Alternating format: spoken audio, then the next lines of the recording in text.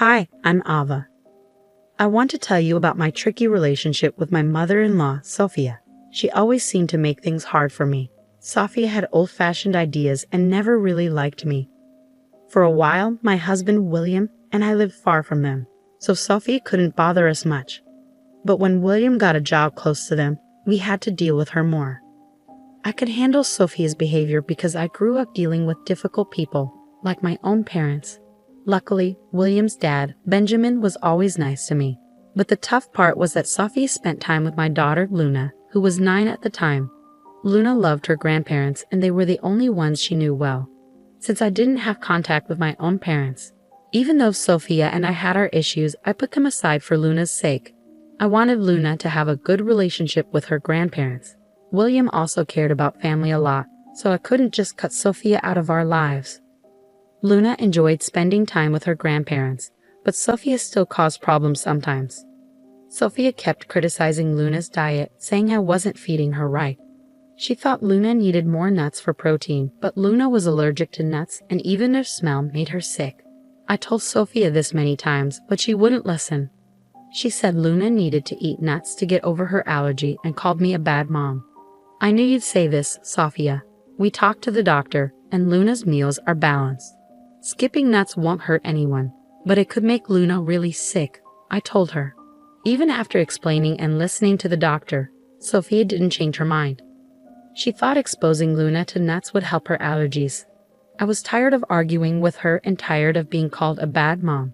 Sophia even tried to get Luna to eat nuts, but Luna knew better and always said no. Feeling more and more worried about what Sophia might do, I decided to talk to William about it. I'm really concerned about leaving Luna alone with Sophia. I'm afraid she might give Luna foods she's allergic to, thinking it will help her allergies, I told him. Don't worry so much, Ava. My mom might have old-fashioned ideas, but she knows her boundaries. And Dad is always there to step in if things get out of hand. Luna loves being with her grandparents, and we can't just stop her from seeing them, William said, trying to reassure me. But Sophia keeps ignoring Luna's allergies. I'm genuinely scared for Luna's safety whenever she's with them without me. We need to talk about this. I can't keep worrying like this, I insisted. Relax, Ava.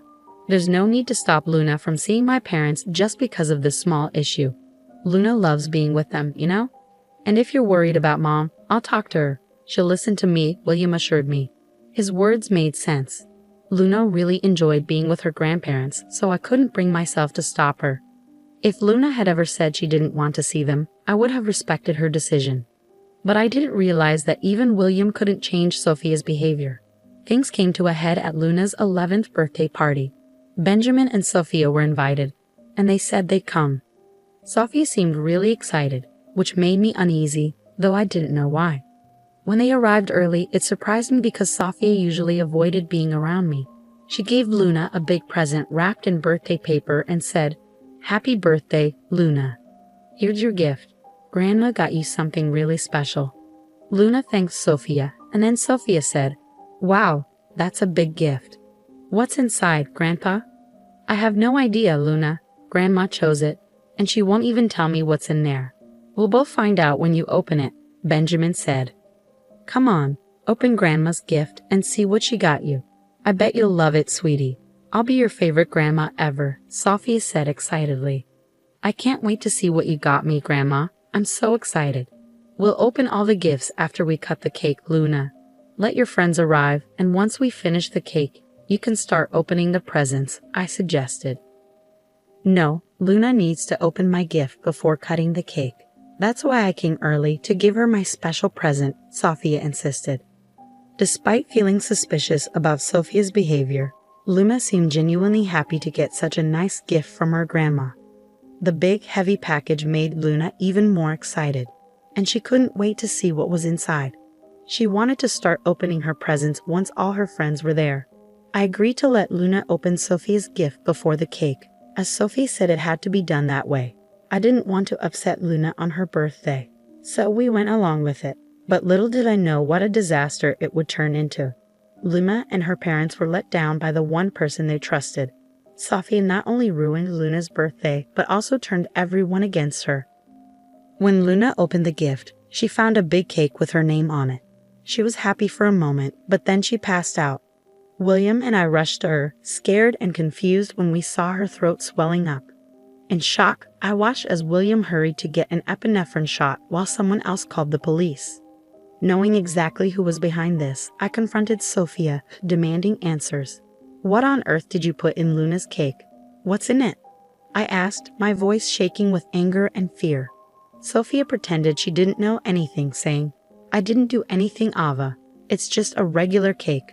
I don't understand what's happening. Maybe something you did caused Luna to faint. You've been neglecting her nutrition despite my warnings, and now she's paying the price. Don't try to blame me. Luna was fine just a moment ago, and now she's having an allergic reaction. Tell me what you did to her, Sophia. I hope you didn't mess with the cake. You need to own up to your actions and take responsibility. Look at Luna, she's turning blue." I snapped back, ignoring Sophia's excuses.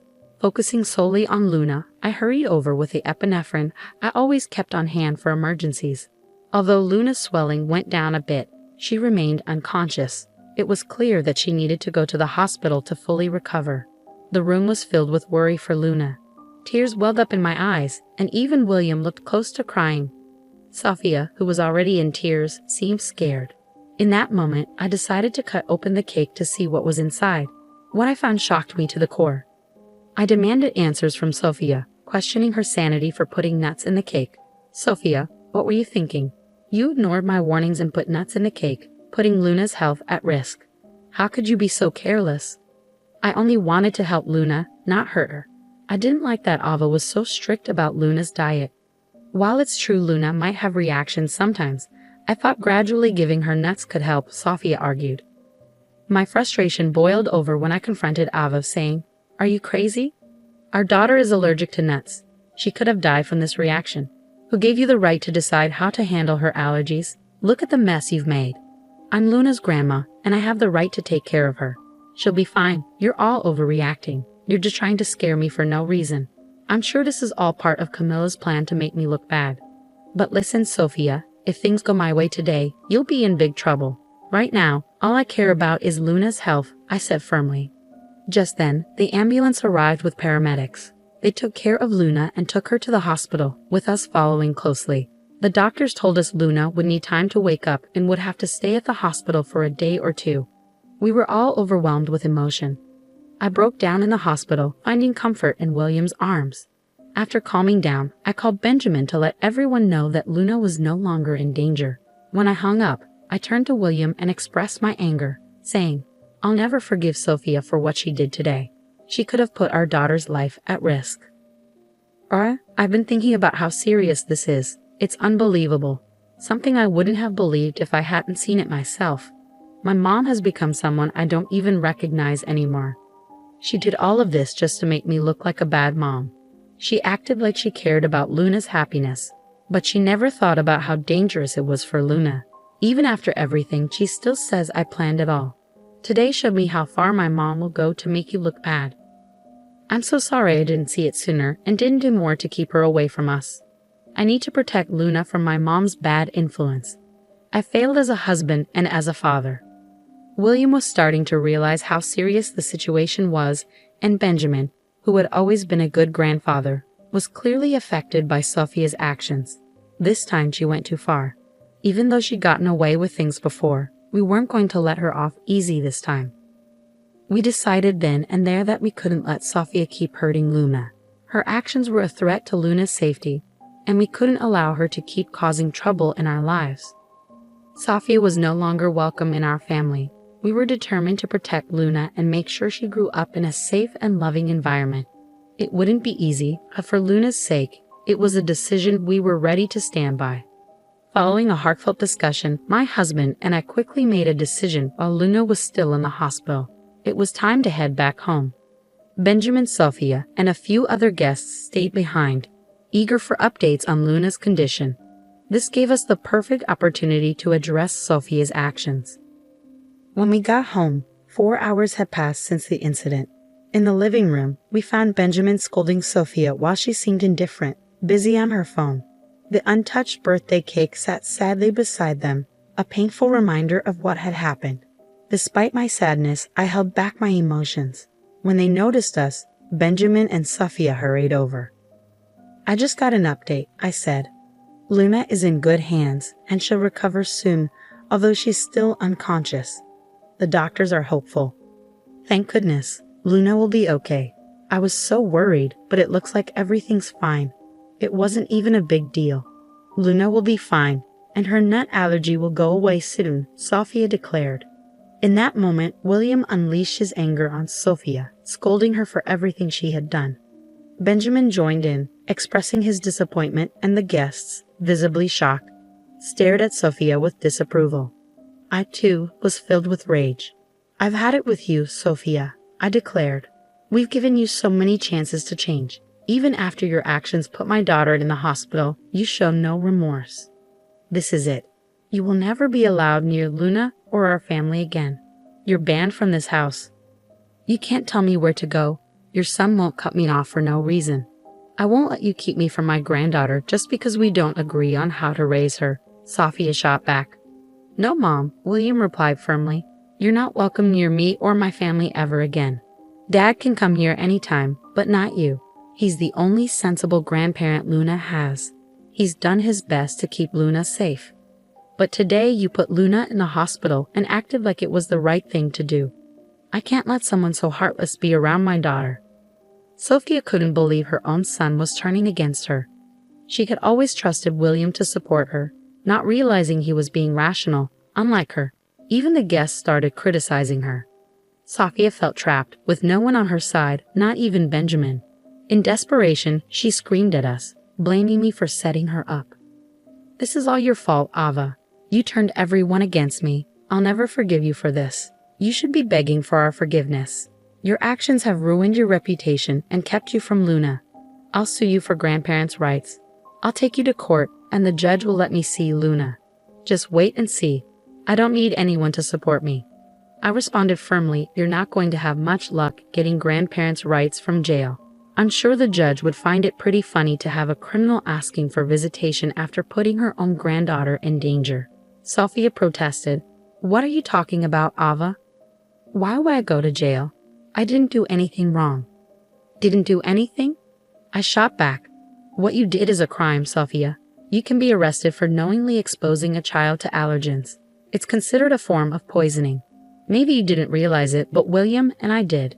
We've already called the police on you. And look, here they come now to arrest you. Sophia, in denial, insisted, no, you're lying. This can't be happening. You can't arrest me for this. Sophia's panicked expression showed her desperation as she begged us to drop the charges. Tears flowed down her face, and she started to panic. Just then, 2 officers came in and told her she was under arrest. She clung to our hands, begging us not to send her to jail. William remained unmoved, telling the cops to take her away, while I gave Sophia a cold look, showing that her deceitful game was over. In a last attempt, she turned to Benjamin for help, begging him to do something. Benjamin, please. You can't let your wife get arrested like this, she pleaded. But Benjamin stood firm, saying, when my wife does something truly terrible and shows no remorse, I won't protect her. I've warned you for years to change, and you never listened. Today, you put our granddaughter in danger. I was only trying to protect her, not realizing it would hurt her so badly. Please, Benjamin, I'm your wife. You have to help me, Sophia pleaded desperately. But William stood by his decision, saying firmly, Sophia, I've already cut you out of my life. It's the right thing to do. And I plan to do the same. Tomorrow, I'll talk to a divorce lawyer. I want to end this as soon as possible. I won't stay with someone like you. I'll protect my granddaughter and my kids from you. Sophia was shocked and pleaded desperately, no, Benjamin. You can't do this to me. I'm your wife. Ignoring her, Benjamin told the cops to take her away. Sophia continued crying and begging for help, bringing a tumultuous end to an event that had long concluded. A sense of peace washed over me as William, Benjamin, and I went back to the hospital. After the other guests left, clearly upset by Sophia's actions, they promised to tell everyone what she had done. The next day, Luna woke up feeling much better, but she was terrified of Sophia. Luna cried and begged us to keep her away from her grandmother, saying how Sophia had tried to make her eat things she was allergic to. To help Luna deal with her feelings, we got her a therapist. At the same time, William and I started going to therapy together to work on our communication as a family. Having Benjamin's support was really important for all of us. With his help, we started to heal and grow stronger as a family. Sophia's life took a sharp turn for the worse after the incident. Her actions caught up with her, and she faced serious consequences. Once her own family found out what she had done, they scolded her and cut ties with her. Even her friends were disgusted by her behavior and stopped talking to her. With no one to turn to, Sophia found herself in a desperate situation, begging everyone for bail money. But she didn't get any help, and Benjamin filed for divorce the next day. Sophia was served with divorce papers while still in jail. Receiving the divorce papers in herself sent Sophia into a fit of rage. In the following months, Benjamin was able to get a quick divorce, taking advantage of state laws. With the police report as evidence, our legal case against Sophia moved forward. Despite the expectation for Sophia to cover Luna's medical expenses, her financial struggles resulted in a lengthy prison sentence as the judge ruled against her. Moreover, we obtained restraining orders to ensure she stays away from our family. With confidence that Sophia won't have the chance to approach us again, we remain watchful. But if by some chance she tries to cross the line, she'll encounter the fierce protection of Mama and Papa Bear, who are determined to do whatever it takes to keep Luna safe.